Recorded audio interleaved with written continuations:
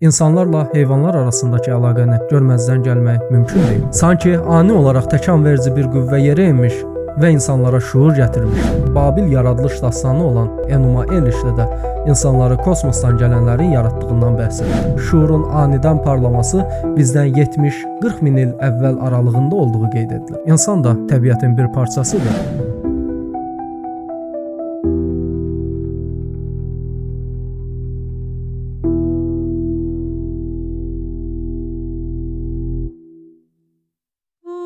Adəmin yerə enişi düşünüldüyü kimi heç də milyon illər almamışdır. Adəm dünyəvi dillə desək şuur, teoloji dildə isə ruh şəklində ən mükəmməl biçimdə yaradılmış varlıqdır. Yaradılarkən isə varlıq aləmindən kənarda mövcudluğuna başlamışdır. Onun mükəmməl biçimdə bizdən daha üst səviyyədə yaradılmasını bizə göstərən önəmli məqamlardan biri də ona bütün əsmaların verilməsi hadisəsidir. Və Adəmə əsmaların hamısını öyrətdi. Sonra onları mələklərə təqdim etdi və dedi: "Əgər doğru söyləyənlərdən idinizsə, mənə bu əsmalardan xəbər verin."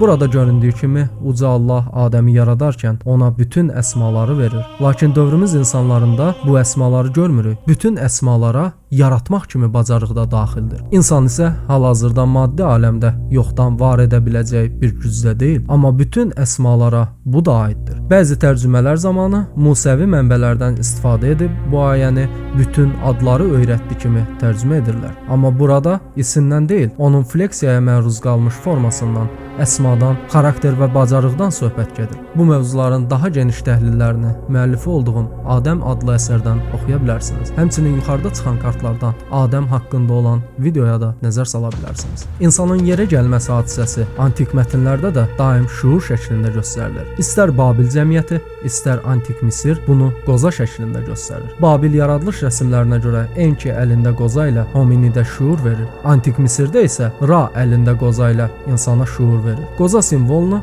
biz dövrümüz Vatikanında Qoza həyəti adlanan yerdə də görürük. Burada yerləşdirilmiş olan böyük qoza heykəli həmin yaradılış miflərinə ithaf edilmişdir.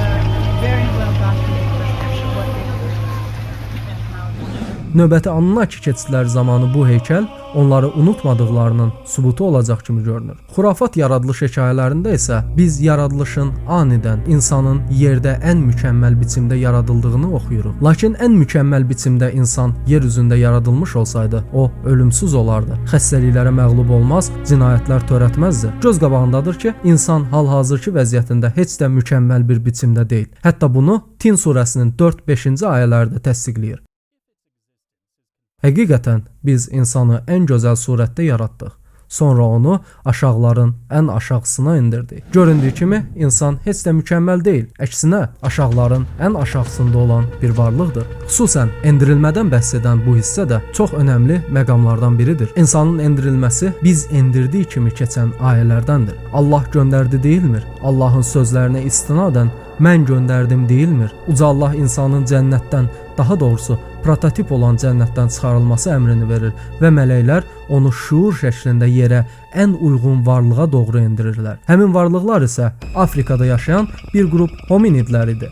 Təkamül nəzəriyyəsinə əsasən də insanlar iki qrupa bölünərək bir qrupu Asiya və Avropaya köç etdi, bir qrupu isə Afrikada qaldı. Şuur qazananlar isə Afrikada qalanlar oldu. Bu, şuurun bir ərazidə bir qrup canlıya inyeksiya edildiyini göstərir. Bunu istər miflər, istərsə də dinlər deyir. Adəm cənnətdən öz həmcinsləri və qarışıqlar ilə endirildiyi üçün isə bəziləri bir-birinə düşmən olaraq endirildi.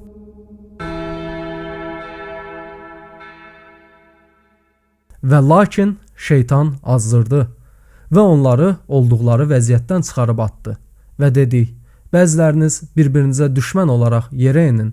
Yer üzərində müəyyən müddət daxilində keçinmək üçün fayda və məskunlaşma yeri sizin üçün var." İbrahimi dinlərə əsasən mələklər, Babilə əsasən Anunnakilər, Antik Misrə əsasən isə Ra mükəmməl biçimdə yaradılmış olan insanı, şuuru yerə endirdi və Afrika ərazisində yaşayan hominidlərə yeritdi. Beləliklə insanlar düşünməyə, dini rituallar keçirməyə başladılar. Tövratda keçən Tanrı övladlarının insan qızlarını bəyənməsi və onlarla evlənməsi hadisəsi də mələklərin və ya Anunnakilərin yerə keçidindən bəhs edən hadisədir. Tarixi olaraq da teoloji və elmi arqumentlər üst-üstə düşür. Adəmin yerə gəlişi İbrahimi dinlərə əsasən 43200 il öncə baş vermişdir. Bu nəticəyə gəlmək səbəbimiz isə Hud surəsi və Yusuf surəsi hesablamalarına əsasəndir. Bu haqqda daha geniş məlumatları müəllifi olduğum Şira adlı əsərdən ala bilərsiniz. Belə görünür ki, Anunnakilər 3600 ildən bir yer üzünə keçid edir və bu keçidlər zamanı göylərdə qapılar açılır. Bu qapıların açılması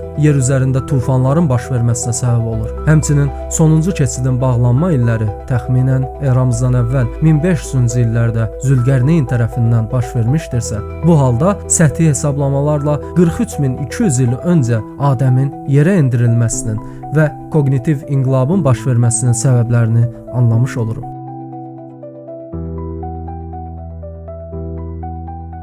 Təkamül nəzəriyyəsinə geri qayıtsaq, bu nəzəriyyə heç də dinləri inkar etmir. Əksinə, onların elmi əsaslarını təqdim edir.